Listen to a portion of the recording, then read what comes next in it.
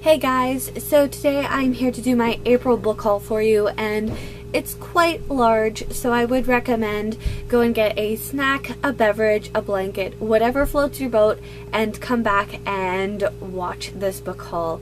Now I am going to split it up into parts, so this first part is going to be sequels.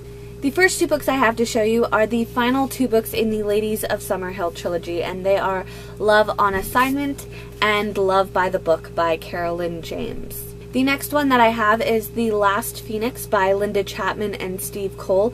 This is the sequel to Be a Genie in 6 Easy Steps, and I'm really excited that there was a sequel because this is following the same four step siblings, and I'm pretty excited to get back into the writing that these two authors have done because they did a great job in the first novel, and I have high hopes for this one.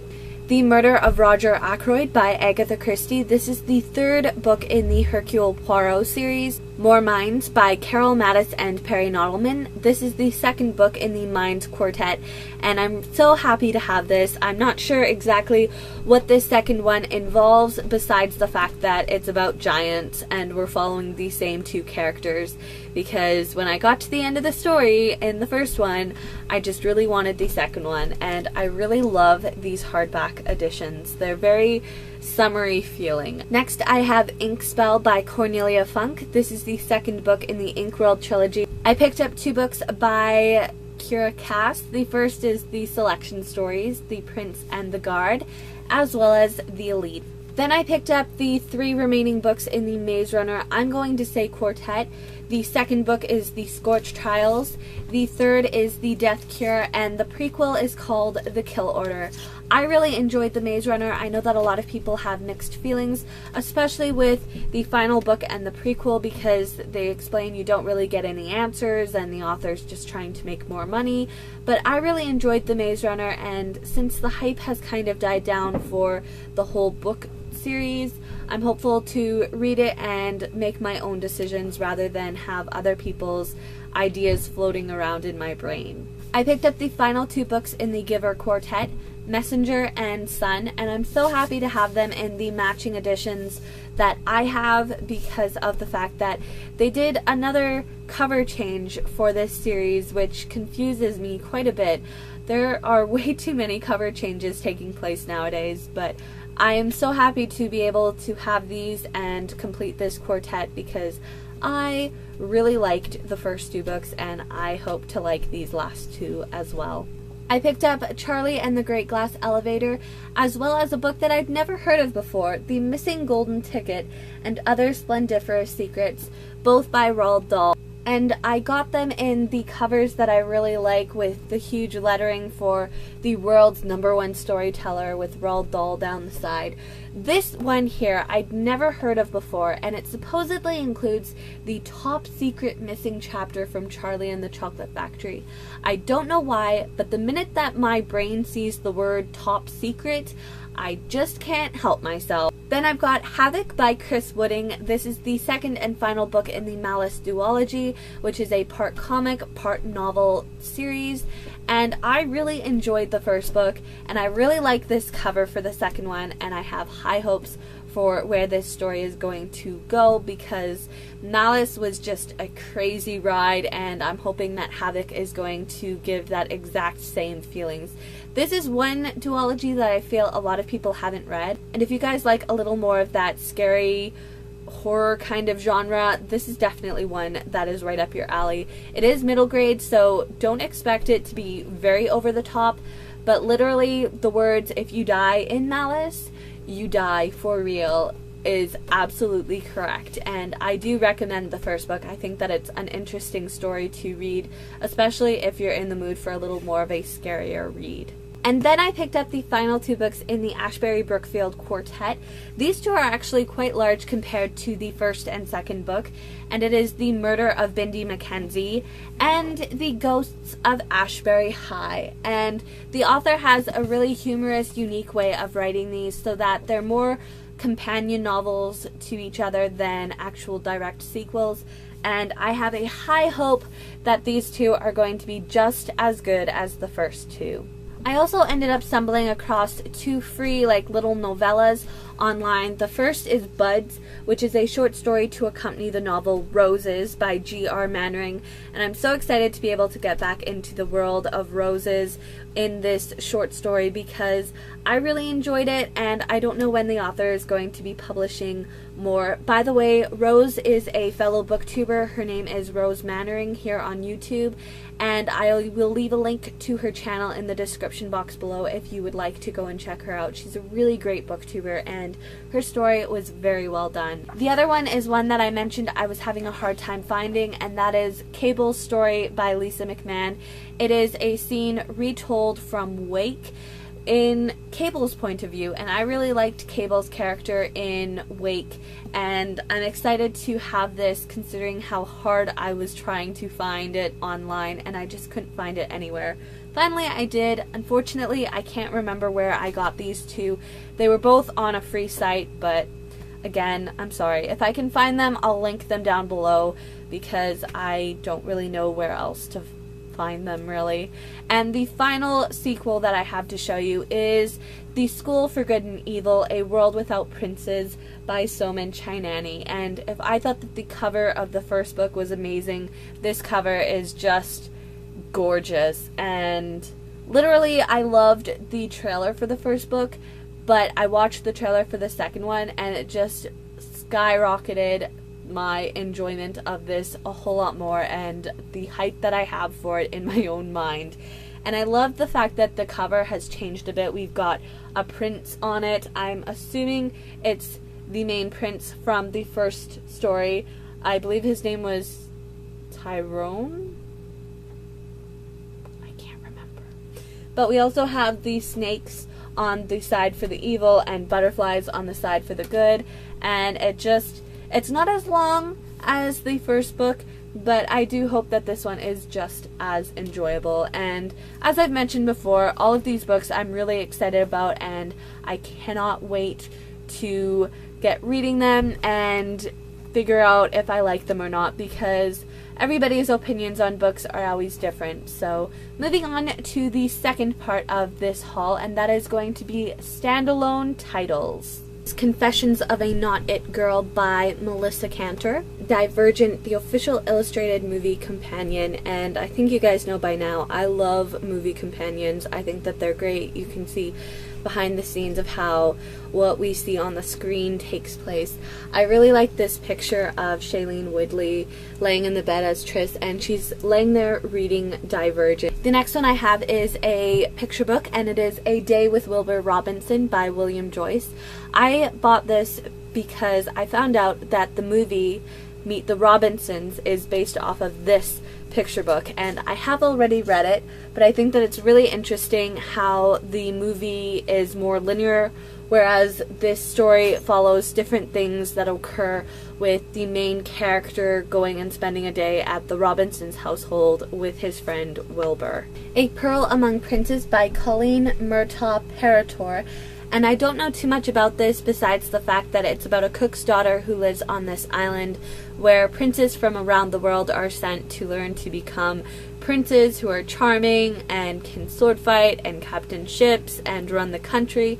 And she decides, the cook's daughter decides, that she is going to change and not be just the cook's daughter anymore. And during the summer, something happens. It's a very short book. I didn't think it was this short, but we will see what happens. The Host by Stephanie Meyer, which I've never read, but I ended up buying this brand new for like $8, and I'm pretty excited to read it because it has aliens in it, and it just sounds like a very interesting story. And yes, I'm counting this as a standalone because even though a lot of people have been stating that this is supposed to be a trilogy, I don't really think that's going to happen. So I'm just going to consider it a standalone because that has been what it's been since it was published, so a standalone. The Kissing Tree by Prudence Bice.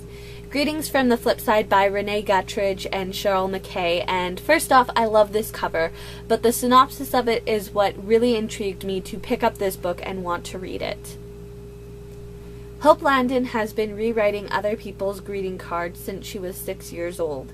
There's always a funnier caption in there somewhere. She's ready to chase her creative dreams in New York City with her fiancé until he leaves Hope at the altar. That may give her something to write about. Hope disappears for the time that would have been the couple's month-long honeymoon, and upon returning learns of her own funeral. Everyone concluded Hope must have killed herself after being jilted. Needing a fresh start more than ever, she heads for the Big Apple, only to discover it isn't easy to rent a place when you've been declared dead. Taking shelter at the YMCA, Hope lands a job at an inspirational greeting card company, assisting Jake, the guy who shut down his organization's humor department. She has lost faith in love. He needs to find someone or something that will make him laugh again. Next, I picked up 2 books by Gillian Flynn. We have Dark Places and Gone Girl, and it seems like each one of her books gets progressively longer. I'm really excited to have these, considering the fact that both of them, their film rights were bought, and they're supposed to have movies released later this year. Then I have 2 books in the Barnes & Noble Leather-Bound Classics edition, which I think all of you know I'm kind of addicted with. The first is A Little Princess by Frances Hodgson Burnett, and I love this pale pink or pale rose. It's just really lovely. And then I have The Jungle Book by Rudyard Kipling, and it's this gorgeous mustard yellow with this dark, deep green, and it's just stunning, and they look so gorgeous side by side. I love the leather-bound classics that Barnes & Noble have put out, and it's a pity that they're harder to find and they're not as cheap as they originally were. Now you find them and they're up over $100 for one edition, and you're like, that's just nonsense. Anyway, on with more books. I have Girl in the Arena by Lacey Haynes, and this cover kind of gave off a Hunger Games feel for me, but it is not about Hunger Games or anything like that.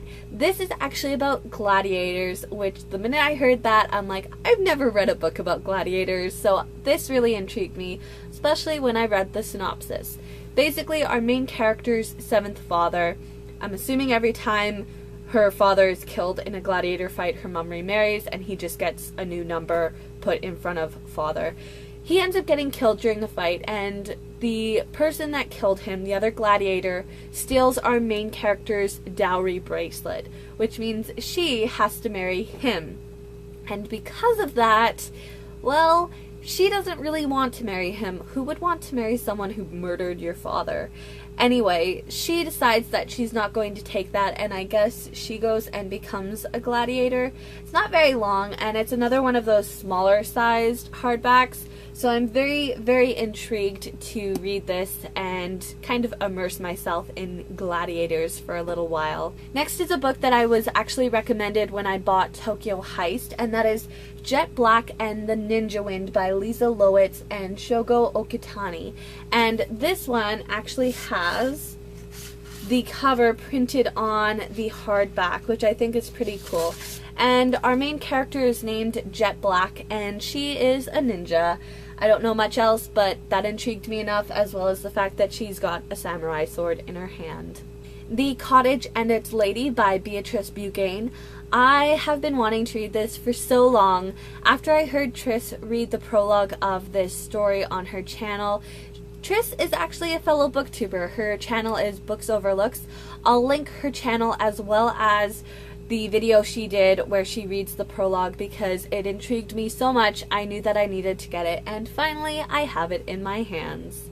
Far, Far Away by Tom McNeil. Not only is it a stunningly beautiful cover, but it deals with kind of an original fairy tale. Basically, our main character, this guy, who is called Jeremy Johnson,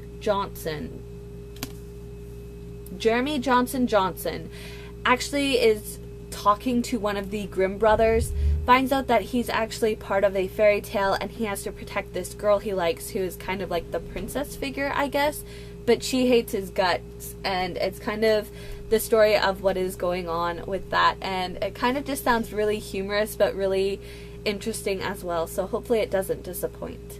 Grimm by a selection of authors. This is a set of short stories. They're a little bit more on the darker, twisted side of fairy tales. well, the retellings of them, and this cover is just gorgeous. Like, this isn't a dust jacket, this is the actual cover, and I just think it's absolutely stunning. And then when you open it up, you've got this beautiful gray textured liner paper. Oh, it's beautiful. Just One Wish by Jeanette Rawlinson. This is that book that you spot one day in the bookstore, you decide not to get it, and for the rest of your life, you regret it that you didn't get it, or you couldn't remember the title, so you can't buy it. I finally remembered, and I couldn't wait to pick it up. And this story is about Annika, whose brother is dying from leukemia, I do believe, and one of his wishes is to meet his favorite TV star. And Annika decides to travel to Hollywood, get this guy, and bring him back to her brother. And I think there's maybe some romance in there, but I'm really intrigued by this story, and for it to stick with me as long as it did, I just knew that I needed to get it finally, so now I definitely own it. My Life with the Walter Boys by Ali Novak, and this is actually a Wattpad edition. It's a novel called Falls Swimmer, and this one really intrigued me. Basically, the main character's family die in a car crash, so she has to go and live with the Walter family, and the Walter family has 12 boys, and it's like, what is going to happen there? I'm really intrigued by this. It feels like that summery contemporary feel for a book, and I'm really intrigued to read it. Plus, it's my favorite kind of paperback. It's floppy. Ha! This is kind of like entertainment for me. Let's just play with floppy paperbacks. Stolen by Lucy Christopher. I'm so happy I was able to find this in a gorgeous hardback. I don't know too much about it except for the fact that our main character gets kidnapped by this guy who I think is in love with her, and she kind of develops Stockholm Syndrome for him, and it's kind of her telling him in writing how she felt going through these situations, I guess. I'm really intrigued. I've heard really great things about this, but I don't know too much personally about it. Great by Sarah Benincasa, and from the cover and the title, what is the first thought that pops into your head? If it was the same thought as me, The Great Gatsby, then you would be correct. This is a modern retelling of The Great Gatsby, and I'm very, very excited to have it because I personally loved The Great Gatsby, and I have really high hopes that this book is going to be just as amazing. Hopefully the person that is writing it, this Sarah Benincasa, does not disappoint in a retelling of a classic that I absolutely love. Next, I have Paris Letters by Janice McLeod, and it kind of feels like a canvas, a painter's canvas for this cover, and I think it's absolutely stunning. I forget exactly what this book is about. Basically, it's about a lady who decides to leave her job and move to Paris, and she kind of finds happiness there, I guess. But you open up these covers, I don't want to wreck like the binding of this book, and they've got these wonderful, wonderful watercolor illustrations, and you get those same things throughout the entire story, and it looks so lovely. See, you have like these little black and white pictures. It's very intriguing for me. I can't wait to read this because I'm not one for just having like a book recommended and then like just looking at the cover and being like, this sounds really cool. But that's what happened with this one, and it sounds like it's going to be a very interesting summery read. The last two standalones I have to show you are by the same author, and that is Cameron Jace. And if you guys have read some of his other work, I haven't read anything by him personally because I don't have an e-reader, but I found that he had actually published 2 books in a written format.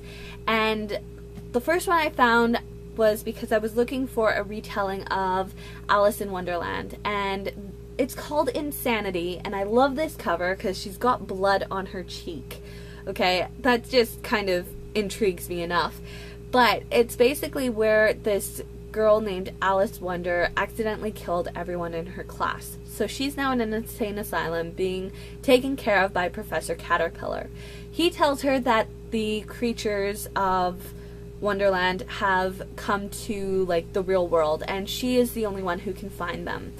And he convinces the board of directors, I guess, at the insane asylum to allow her to go to college during the day as a normal student and try to find them. And then at night, she is this crazy girl in the asylum, and she thinks this is all just someone pulling her foot. And then she meets this guy named Jack Diamond who thinks that all of this nonsense is actually real.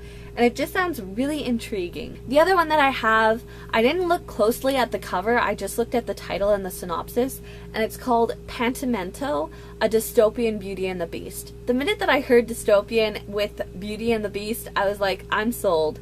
I didn't realize that this cover looks as like X-rated as it does, because oh my word, I just realized his hands up her shirt on this cover. That's kind of embarrassing. This is one book I'm probably going to tape something to the front of it if I go out in public to read it. But it's about this girl who every week a young woman is taken to be a servant for the beasts.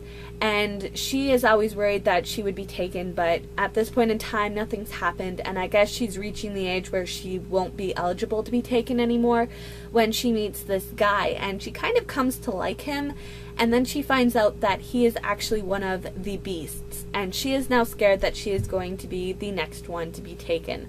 I'm assuming she's going to be taken and things like that. I'm not sure exactly, but I am really excited to read this, and the print actually isn't that small, so it's one that I can probably get through at a really fast pace. The next two books I have to show you are the only nonfiction books I have in this book haul.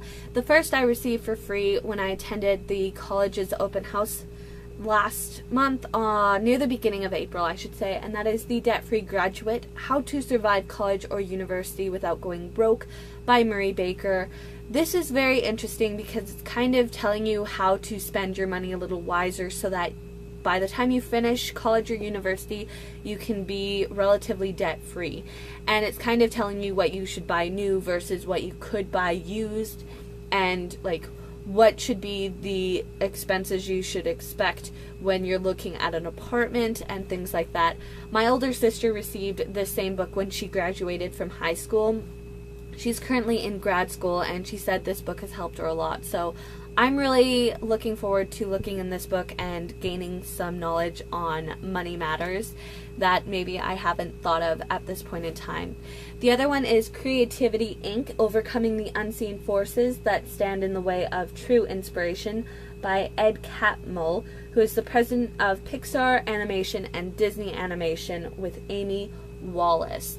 And I really love this very simplistic but very loud cover. It's Buzz Lightyear conducting, and I'm really intrigued to find out more about this gentleman's, basically the beginnings of what has become this huge company and this hugely known, well-run company. So hopefully it is a very interesting read. The last books I have to show you are going to either be the first book or the first couple books in a series. So let's get into it. The first two is actually a duology, and it is the If I Stay, Where She Went by Gil Foreman duology.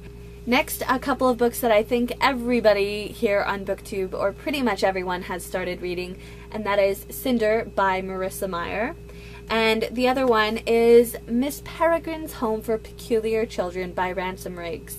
I haven't read these, but I'm really in the mood for some, reads that aren't very realistic at this point in time. So these are ones that I can easily escape into when I want to. Next, I have Timebound by Risa Walker, and I was really hesitant if I should put this in the standalone or in the one where it's the first book for a series, because this is the first book in the Chronos Files, and this was published a couple of years ago, and the author still hasn't published more, so hopefully there isn't like a huge cliffhanger at the end.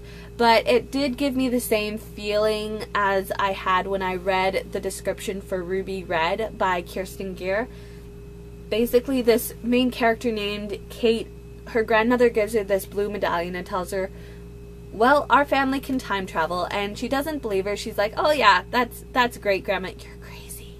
And then she finds out, yeah, they actually can time travel, but a murder in the past is affecting Kate's present, and she has to go back and fix this murder that shouldn't have occurred. And it's going to change her present, and her present kind of has a love life, and there's problems that are going to occur with this love if she does go back in time to fix what shouldn't have happened. So I'm very intrigued, and it's got this nice buttery cover feel, and I just really love the design of this cover, the blue, and just it looks really, really beautiful. I bought The Fairy Godmother by Mercedes Lackey. This is the first book in the Tales of 500 Kingdoms, and this one is about a girl who should have been Cinderella, but she decided that wasn't what she wanted to do, and she's going to change her story and become the fairy godmother. Unfortunately, she turns a prince into a donkey, and she has to take care of him until she can turn him back into a prince. And it kind of sounds really interesting. I've never heard of this series before or this author, and I'm very intrigued because she seems to be a very well-known fantasy author, and see what I think of this story. Next, I have book 1 in the Dust Chronicles. This is called Deviance by Maureen McGowan, and I thought this cover was very intriguing. Like, her eyes, I don't know why, but that's what I'm drawn to look at, is her eyes. I think it's just because they're so red. But then on the back you have this shadow of a guy.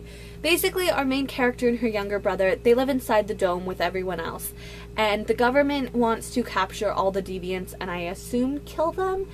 But she thinks that she and her brother are going to be safe even though they're deviants because they are protecting that secret until, I do believe, her best friend or the guy she likes, he ends up turning into a spy for the government, and she realizes that they're not safe in the dome and they're going to have to go outside the dome.